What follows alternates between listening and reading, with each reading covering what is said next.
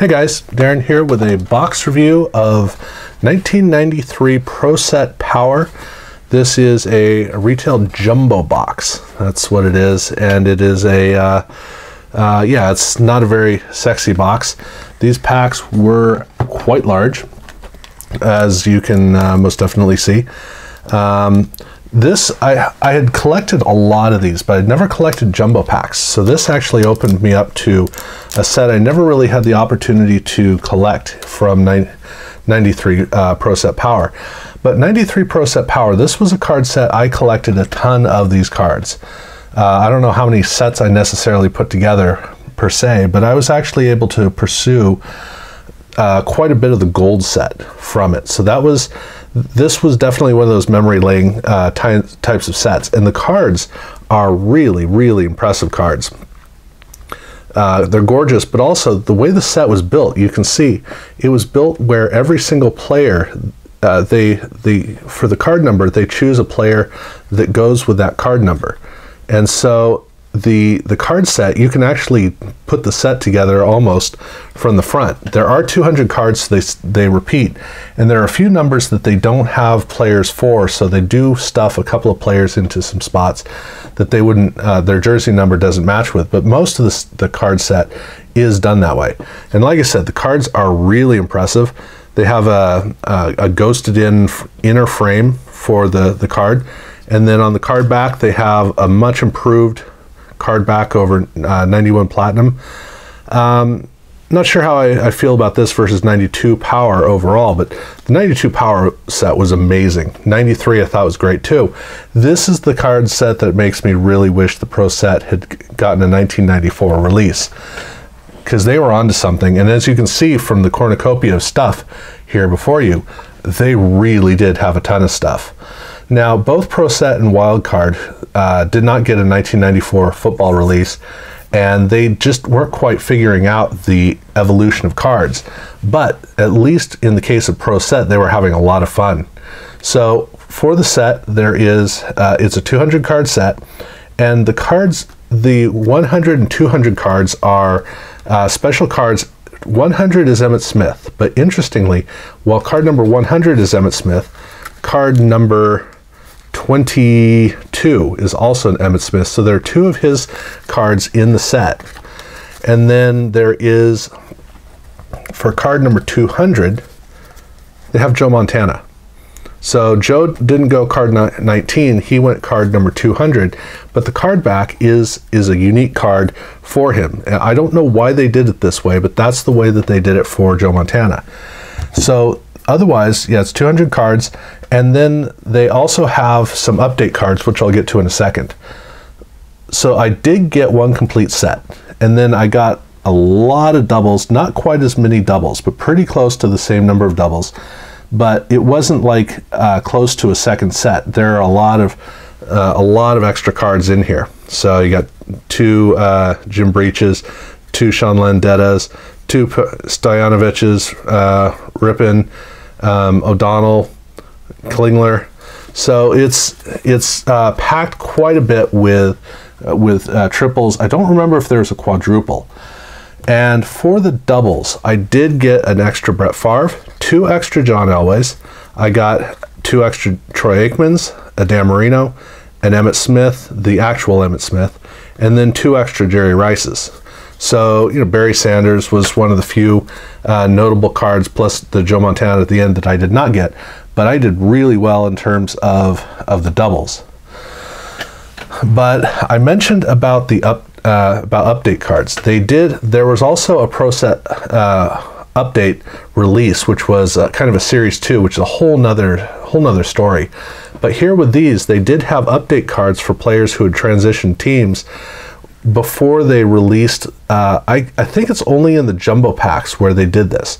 But so for Rich Gannon, he had started off with the Minnesota Vikings, but he ended up going to Washington. And then with Barry Word, he ended up in Minnesota, so where Gannon came from. Keith Byers went to Miami. Pepper Johnson went to Cleveland. John Vaughn went to Seattle, and then both Keith McCants and Wilber Marshall went to Houston. So they released these cards with a UD at the end. But what intrigued me is that in these packs they still have the original cards for each. So you have Rich Gannon, and then you have the Rich Gannon update. So this is card number 16, and the update card is card number 16 UD. So it's actually, and I think I got all of the update cards, which is 1, 2, 3, 4, 5, 6, 7. So that would mean a 207 card set with the updates. But I found it interesting, and again, it might be just the jumbos where they do this, that they actually do have the before and after for these players right there in the set. Not quite sure how that worked. And for the update cards, I got doubles and triples of almost everybody. So 3 Gannons, I got 1 Barry Word, John Vaughn, bunch of McCants, and a bunch of Wilber Marshalls. There were 2 players, I think just 2 players I did not get doubles of. So I got plenty of those. But then with the cornucopia of inserts, it was all over the place. And the most notable of all is the gold parallel. These can be pretty tough to pick up. The difference between the silver and the gold, you got to get the light just right for it to actually read. And what I usually do when I'm scanning to see if I missed one is I get one of the golds and then I have it on top of the pile so I can tilt it so that the color of this comes through and I can see it compared to the silver, because it is tough. It was 1 per pack, and it's not just the regular cards, it's actually the inserts too. So of all of these, the only player of note was Steve Young. That's the only one that I got that was really good. Otherwise, it's so-so. Barry Word, this was an update card, so I got that. And then for doubles, for inserts, I got a Deion Sanders, and I got a Shannon Sharpe, or not Shannon Sharpe, Sterling Sharpe. And I think that's it. Swilling, McDonald, yeah. So those were the gold cards of note that I got. But for me, like I said, I'm working on the gold set, so I'm just trying to get the set complete. But I was surprised that for the jumbo packs, they did not have a second one in it. And actually on the wrapper, it kind of threw me off because, where is it? Yeah, down at the bottom it says 2 star power foil embossed card in every pack. And this very bottom line that you can't see made it look like they were saying there were 2 gold cards, but it was just talking about the 2 color or the 2 foil layers, I guess, which I think is how they make the gold effect. Might be how they make the hollow foil effect. I'm not sure, but it did kind of throw me off. But for the inserts are all over the place. So the main one is their power combo. Now they have 2 sets. This is the Series 1 set. The Series 2 set has same number of cards, 10 cards in the set, just different players. And the card back is the card number is the main thing that's different. This is a set with Emmitt Smith and Barry Sanders. It has Sterling Sharpe, as you already saw, Junior Seau, Deion Sanders, Bruce Smith, Warren Moon, Chris Dolman, Mac, Norton. So a couple of really good players. And for the doubles, I got 2 of the Emmitt Smith and Barry Sanders cards, and then I got 1 Sterling Sharpe card. They also have, for jumbos only, they have this all defense set. Gorgeous card with the school photo backdrop behind. These were the cards I'd never collected myself because I never opened any of the jumbo packs. So this was exciting for me to get the opportunity to finally collect this set. And I did get a complete set. And it was cool. It's not 1 per pack. They actually came usually in clusters. So I either got like 2 or 3 in a pack or nothing. And there aren't a lot of stars in it, so I didn't get doubles of anybody of real note. I mean, Bruce Smith, Derek Thomas, it's not like these aren't notable players, it's just the defensive players aren't really very well appreciated, which is really unfortunate. But it's a 25 card set, and I got pretty close to a second set. And then they have their power picks, power draft picks. This is draft pick cards, insert style. They don't have them in the regular set, so they only have them as these draft picks, which are very impressive cards. Here with the black and white background with the color shot of the player. And in the case here, you get great rookies like Jerome Bettis and Drew Bledsoe. And I thought Robert Smith was in here, but I'm not seeing him. Natrone Means, let's see. Yeah, Robert Smith is the third card. So those were really good rookies. But these draft pick rookie cards look gorgeous. So you can see from Jerome Bettis here just how impressive these cards do look. Natrone Means. Those were the doubles that I got that were good. Oh no, I did get a Robert Smith too. I didn't pull him out.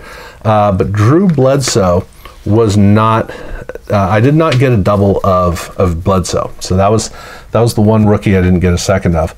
And then they also had their Power Moves set. And this is for players who change teams. So, you know, like with the updates here with Rich Gannon, that's what this set is about. And that it allows you to have a Joe Montana card and also a Reggie White card. You get to see them in their new jerseys. And let's see, yeah. So that was it was all over the place where you would what you would get in every pack was you got multiple inserts of these jumbo packs. That was kind of the key. I don't remember how frequently the inserts came in the regular packs, but they were frequent enough.